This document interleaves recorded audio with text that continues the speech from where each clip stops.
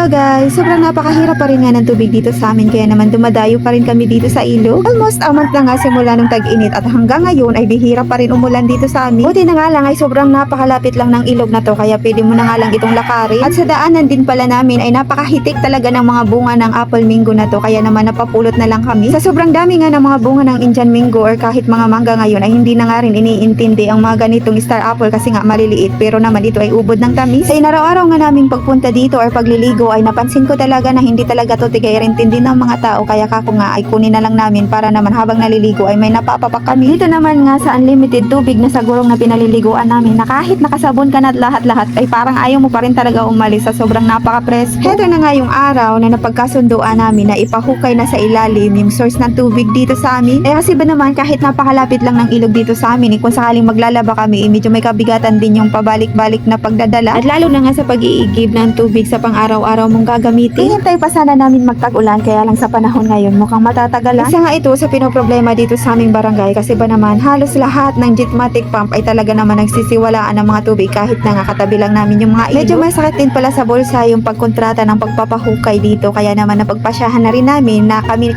na lang din ang maghuhukay. Pasalin-salin na nga rin kami dito sa paghukay para naman nga hindi kami gaanong mahirapan. Buti na nga lang yung lupa ay hindi gaanong may katigasan kaya naman mas napapadali kami ditong maghukay. At sa 2 oras pa nga lang namin ng paghuhukay, ganito na nga siya kalalim. At ganito nga raw yung ginagawa nila na pag naubusan daw talaga ng tubig itong Jetmatic pump ay talaga namang pinapabungkal nila ito hanggang ilalim. Almost 20 feet din daw pala ang lalim nito kaya habang mababaw pa nga ay kami na munang naghuhukay. Nauntrata na nga lang pala kami dyan ng isang expert na taga rito lang din sa amin si Tatawin kasi ba naman pag sa malalim na ay hindi na rin talaga namin yan kaya. Sobrang napakainit din kasi sa ilalim at kung mahina ka ay kakapusin ka talaga ng hininga. Sa pinakailalim kasi nito is may nakalagay na culvert which is yun yung kailangan pang mahukayan pa para lumalim yung tubig. At sa ilang oras pa nga lang ng pagbubungkal ay ganito na nga kalalim yung nahukayan niya. At todo ingat na rin pala dyan si Tata sa pagbaba kasi ba naman kahit yung hagdan ay nalampasan na. Habang yung dalawa naman ay helper, ako naman dito ay nagluto na ng mauulam naming tinola. Masarap din talaga uminom or humigop ng sabaw lalo na nga kung pagod na pagod ka. Ayon nga kay Pa ay pang-4 na palang beses nila itong pinabungkal sa tuwing nga nawawalan ito ng tubig. Pero it takes a year bago ito masunda. Sabi naman kasi talaga kainit ng panahon ngayon na kahit nga yung mga pananim namin dito ay nagkakasituyot na din. Kaya hindi na rin nakakapagtaka na pati yung mga tubig dito sa amin ay nagsisipagwalaan na rin tapos sabayan pa ng madalang na pag-ulan. Habang na nga ng time na to kaya naisipan ko na lang din na bumili na lang ng merienda dito sa kapitbahay namin since nagtitinda na lang din naman sila. Mas mura pa kasi dito sa province yung mga ganitong merienda kaya naman kaysa ako gumawa pa ako ay bumili na lang. Nag-i-snack sila is for the chika na lang ang mga perso na kahit mga lalaki yan mga marites din ng mga yan. Charis. So ito talaga ang napansin at nagustuhan ko sa trabahador or manghuhukay namin na si Tatawin kasi ba naman after niya talaga mag-snack ay sasabak na talaga yan agad yan sa trabaho. Walang sinasayang na oras ganun. At kahit pasabihan mo or sitahin mo yan na mamaya na magtrabaho or magpahinga na muna ay sasagot niya lang yan is kaya niya. So ayun, nakakatuwa lang yung mga ganitong trabahador kaya masasabi mo talagang sulit yung bayad. So nung time na yun is nabuksan niya na rin pala yung convert at the same time is nahirapan din pala siya na maglinis or maghakot kasi ba naman alalaki ng mga bato. At since matubig na rin sa ilalim at nahihirapan na rin maghukay gawa nang hindi na nga nakikita yung mga buhangin dahil nga sa tubig ay naisipan na nga buksan itong water pump. At pakaon nga nitong water pump ay sumirit na rin itong napakalakas na tubig kaya naman basang-basa na nga dito si Josawa. Pag hindi nga kasi nabawasan yung tubig sa ilalim ay tiyak na hindi nga maibababa yung culvert. At para na rin nga kasi mabilis ang pag-alis ng mga buhangin at bato dun sa ilalim ng lupa. Kaya lang sa ilang oras ng pagpapaawas ng tubig ay parang hindi na nga raw nababawasan yung tubig sa ilalim. Kaya nahihirapan pa rin si Tatawin na maibaba yung culvert pero ang kinagandahan is talagang matubig na. At tuloy-tuloy na rin ang pagpapaawas namin dyan ng tubig para naman kinabukasan ay malinis na. Yun lang!